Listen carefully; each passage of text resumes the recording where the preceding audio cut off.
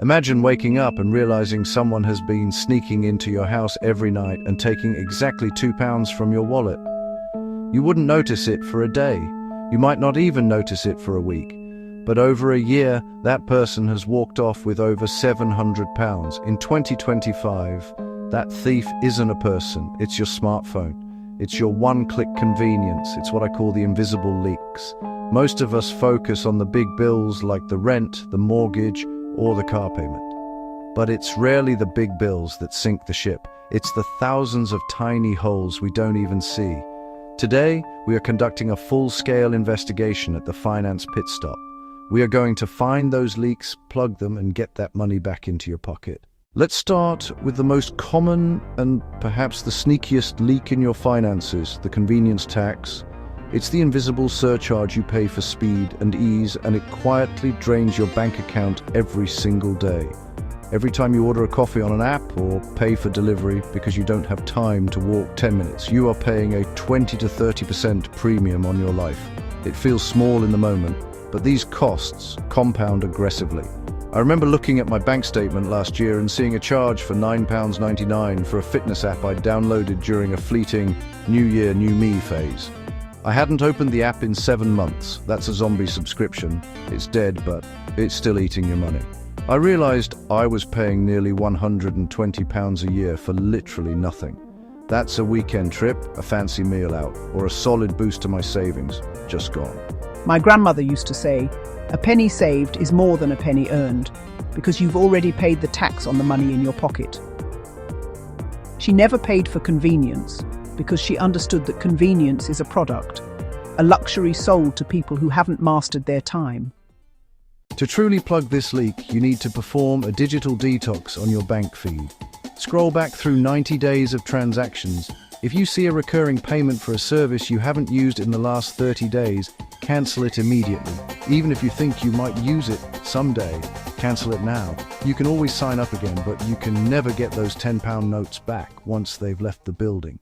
One of the deepest leaks is the loyalty penalty. In the UK, being a loyal customer to your broadband or insurance provider is essentially a tax on the busy. My renewal quote for car insurance once came in at £850. I spent 20 minutes on a comparison site and found the exact same coverage for £520. That is £330 earned for 20 minutes of work. If you find yourself in this position, you need to use a specific script to reclaim your cash. When you call your insurance provider, remember this crucial mindset shift. You don't ask for a discount. You state a fact. You are not a supplicant asking for a favor. You are an informed customer presenting them with a business decision. Armed with your competitor quote, you say, "I've received my renewal quote of £850, but I've been looking at the market and I've found a comparable policy for £520. I've been a customer with you for 3 years and I'd prefer to stay, but I cannot justify paying a £330 loyalty penalty. What can you do to match this price today?" If the first agent says they can't budge, don't hang up. You calmly ask to be put through to the retentions department, also known as cancellations. That is where the real power lies, because their entire job is to stop you from leaving. Once you get to retentions, you state your intention clearly. "I'm calling to cancel my renewal. I found a significantly better deal elsewhere, and as much as I value the service here, the price difference is simply too large." Be polite, but firm. 9 times out of 10, they will magically find a discretionary discount code to bring that price right down. They always have one. Broadband is exactly the same. It's a utility where loyalty is penalized, not rewarded. We often fall into the trap of thinking it's too much hassle to switch. But the leak is massive. Providers rely on our inertia, automatically shifting us onto expensive rolling tariffs once our initial contract ends. Your broadband script should be even more direct. You call them up and say, "My contract is ending and I've noticed that new customers are being offered the same fiber package for £25 a month, while my bill is jumping to £45. I've also seen a deal from a competitor offering a higher speed for £22. I'd like to know what your best offer is to keep my business." If they offer a measly £2 discount, you respond with, "That still leaves me paying much more than a new customer. It doesn't feel like a valued offer, so I'd like to speak to the cancellations team to see what my final exit date would be." The moment you are talking to cancellations, or the retentions team as they're often called, the invisible deals appear. They have the real power to stop you leaving. But let's look at a leak that is even more subtle: the subscription stacking trap. This is when you pay for Netflix, Disney+, Amazon Prime, and Now TV all at once. You can only watch one screen at a time. The high-value move here is the streaming rotation. Pick one service for 30 days, watch everything you want, then cancel it and move to the next.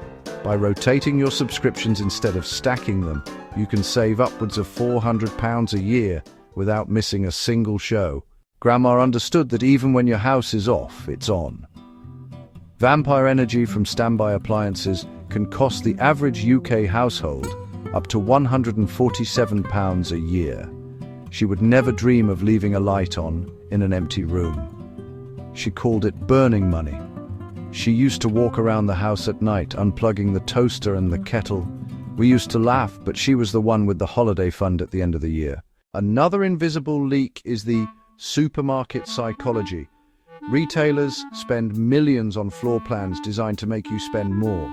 The expensive branded items are always at eye level, while the cheaper, identical store brand versions are on the bottom shelf.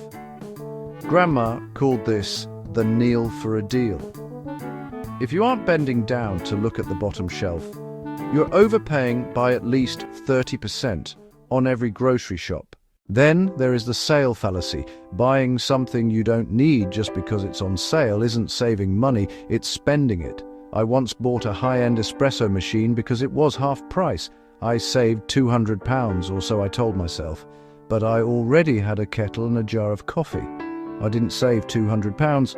I lost £200 on a gadget I rarely use. Grandma used to tell me, it's easy to be rich on a big salary, but it takes a genius to be comfortable on a small one. She knew that wealth isn't what you make, it's what you keep. To truly get your money into pole position, you need to automate your savings. Once you plug these leaks, the zombie subs, the loyalty penalties, the vampire energy, take the total amount you've saved and set up a standing order to a high-interest savings account. If you save £100 a month by plugging these leaks and invest it in 20 years at a 7% return, you aren't just looking at £24,000, you're looking at over £50,000. That is the power of turning a leak into an asset. Plugging these holes isn't about being cheap, it's about being intentional, it's about making sure your money goes toward your dreams, not into the pockets of a multi-billion-pound corporation because you were too tired to check your statement. If you found one leak today that you're going to plug, hit the like button. Subscribe to Finance Pit Stop to get your money in pole position. And remember, tell your money where to go, or it will find its own way out. Just a quick reminder before you go, the information provided in this video is for educational and entertainment purposes only. I am not a financial advisor, and this content does not constitute professional financial advice. Always do your own research or consult with a qualified professional before making any significant financial decisions. See you in the next one.